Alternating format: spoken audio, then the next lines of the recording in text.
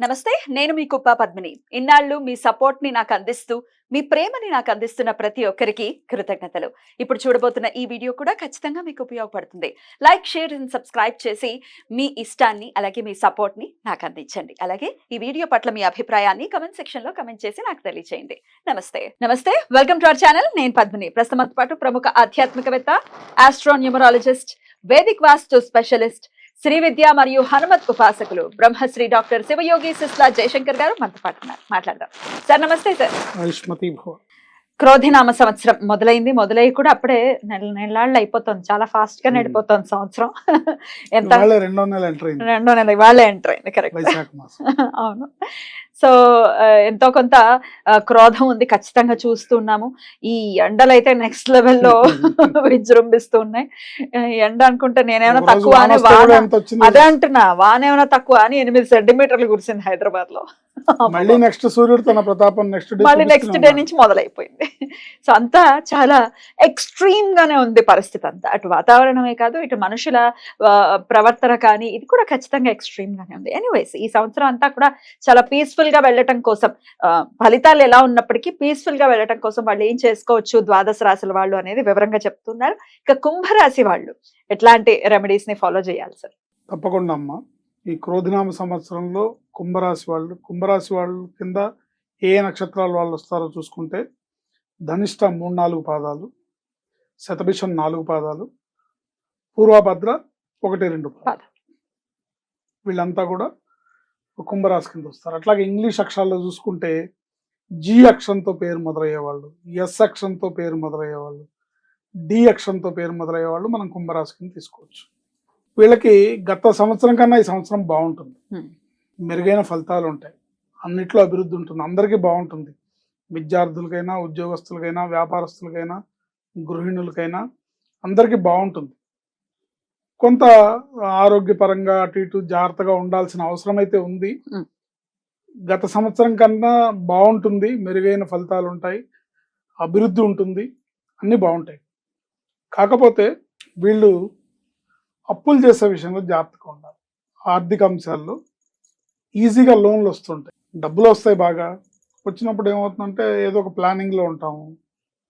So investment పర్పసే కదా, ఆ plot కొనుక్కుందాం, ఒక కారు కొనుక్కుంటే నా బిజినెస్ బాగా జరుగుతుందేమో అంటే ఇలా అపోహల్లోకి వెళ్ళిపోయే అవకాశం ఉంటుంది.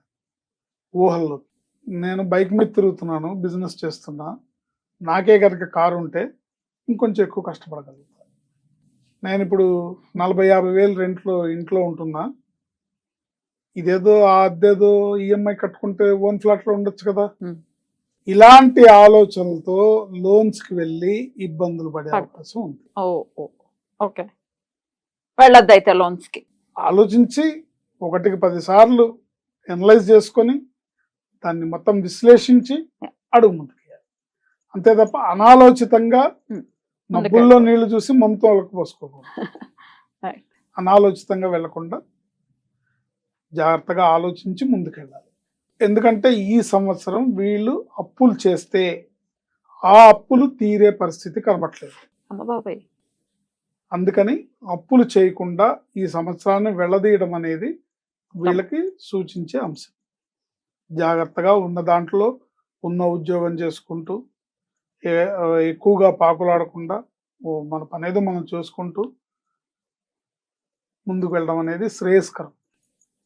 అప్పులు చేసేసి ఇన్వెస్ట్మెంట్ పర్పసే కదా, లేకపోతే క్రెడిట్ కార్డు ఉంటే నేను రొటేషన్ చేస్తా, నా బిజినెస్లో ఒక 5 లక్షల క్రెడిట్ కార్డు ఉందనుకోండి, దీన్ని నేను రొటేషన్ చేస్తా, సరుకు తీసుకొస్తా, క్రెడిట్ కార్డు మీద అమ్మేస్తా, మళ్ళీ కార్డు కట్టేస్తా. ఇలాంటి ఆలోచనలతో తప్పటడుగులు వేసే అవకాశం ఉంటుంది. జాగ్రత్త చాలా అవసరం. ఈ సంవత్సరం అంతా కూడా వీళ్ళు ఆంజనేయ స్వామి ఆరాధన తప్పనిసరిగా చేయాలి.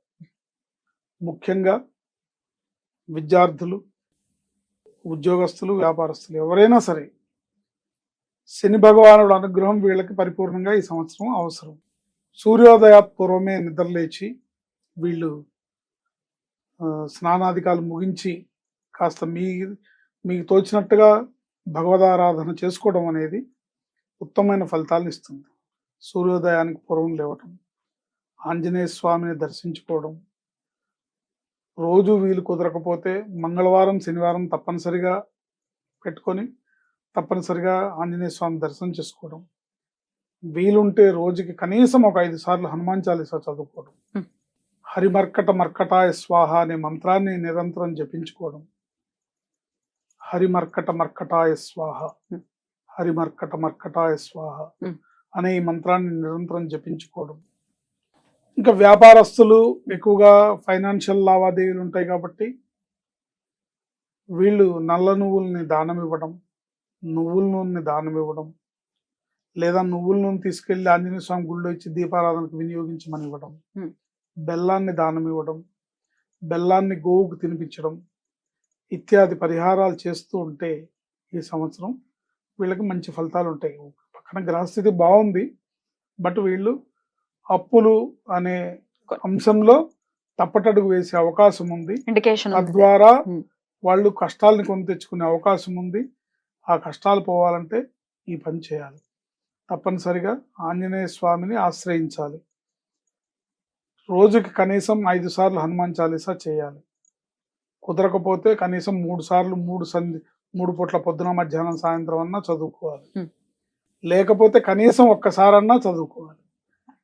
ఇవన్నీ ఏం పర్లేదు, నేను కష్టజీవిని, నా కష్టాన్ని నమ్ముకున్నాను, ఏంటి నా పని నేను చేసుకున్నాను, ధర్మంగా బతుకుతున్నాను కాబట్టి నాకంతా మంచి జరుగుతుంది, ఊహ మంచిదే. కానీ ప్రాక్టికల్గా వచ్చేసరికి గ్రహాలు వాటి పని అవి చేస్తాయి. చట్టం తన పని తను చేసుకుపోతుంది అన్న రీతిలో గ్రహాలు వాటి పని అవి చేస్తాయి. కాబట్టి మనం, ఎందుకంటే ఇవాళ గ్రహస్థితి మనకు ఓన్లీ జాతకం ప్రకారం వచ్చే ఫలితాలే కాకుండా మనం ఉంటున్న ఇంటి వాస్తు కూడా మన మీద ప్రభావం చూపిస్తుంది. తర్వాత మన పేరులో ఉన్న సంఖ్యాబలం మన మీద ప్రభావం చూపిస్తుంది. ఇవన్నీ కూడా మనని ఇబ్బంది పెట్టే అంశాల కిందగా మారుతాయి. కాబట్టి ఏదైనా సరే ఒక నూతన స్టెప్ తీసుకోబోయే ముందు, ఒక పని చేసే ముందు, మీరు కారు కొనుక్కోవాలనుకుంటున్నారు, కొనొచ్చా లేదా కనుక్కొని చేస్తే బెటర్. మనం ఒక స్థలం తీసుకుందాం అనుకుంటున్నాం, లేదా ఒక ఫ్లాట్ కొనుక్కుందాం అనుకుంటున్నాం, 100% లోన్ ఇస్తామంటున్నారు, మేమేం మార్జిన్ మనీ కట్టక్కర్లేదు, ఈఎంఐ మటుకు నెలకు 1,25,000 ఏంటి, ఇప్పుడు 40,000 50,000 అద్దె కడుతున్నాం, ఎలాగూ ఇంకో 40,000 50,000 కదా అని ఇట్లా ఫైనాన్షియల్ గా రాంగ్ స్టెప్స్ వేయకుండా జాగ్రత్త పడాలి. జాగ్రత్త పడి ఆంజనేయ స్వామిని ఆశ్రయించి అప్పుడు బుద్ధి పనిచేస్తుంది సరిగ్గా. ఎందుకంటే ఆంజనేయ స్వామిని ఆశ్రయిస్తే గ్రహశాంతి ఒకటే కాదు, బుద్ధిర్బలం యశోధైర్యం నిర్భయత్వ మరోగత అజాడ్యం వాక్పటుత్వం చ హనుమత్ స్మరణాత్ భవేత్. ఆంజనేయ స్వామిని ఆరాధిస్తే ఆ బుద్ధి బలం, విచక్షణ ఆ సమయానికి మనకు పనిచేస్తాయి. కాబట్టి మనం ఆ స్టెప్ తీసుకోవచ్చా లేదా అనేది మీ ఇంట్లో మీరు మీ అమ్మానాన్నలతో కూర్చొని ఆలోచించిన, భార్యాభర్తలు ఇద్దరు కూర్చొని ఆలోచించిన ఓ సరైన స్టెప్ తీసుకుంటే అది విజయానికి దారితీస్తుంది. రాంగ్ స్టెప్ పడితే మనం దాని పనిష్మెంట్ మనం అనుభవించాలి. మరి వీళ్ళకి ఈ సంవత్సరం కలిసి వచ్చేటటువంటి డేస్, అలాగే నంబర్స్? వీళ్ళకి ఈ సంవత్సరం కలిసి వచ్చే రంగులు బ్లూ రంగు, వైట్ రంగు, బ్లూ కలర్, వైట్ కలర్ ఏంటి. అట్లాగే బుధవారం శనివారం కలిసి వస్తాయి నంబర్స్. తర్వాత ఈ సంవత్సరం కుంభరాశి వాళ్ళకి ఆంజనేయ స్వామి ఆరాధన, శుక్ర శని ఆదివారాలు నియమనిష్టలతో ఉండటము, వీలైతే ఈ శుక్ర శని ఆదివారాల్లో మాంసాహారాన్ని తీసుకోకుండా ఉండడము, ఇతరత్ర ఉండే మీ వ్యసనాలు ఏమైనా ఉంటే వాటికి దూరంగా ఉండటము, నియమనిష్టలతో ఉంటే ఈ సంవత్సరం అంతా కూడా వీళ్ళకి హ్యాపీగా నల్లేరు మీద నడకలాగా జీవితం సాగుతుంది. చాలా చక్కగా వివరించారు. ఇక నెక్స్ట్ ఎపిసోడ్ లో మీనరాశి గురించి మాట్లాడుకుందాం. Thank you sir. నమస్తే.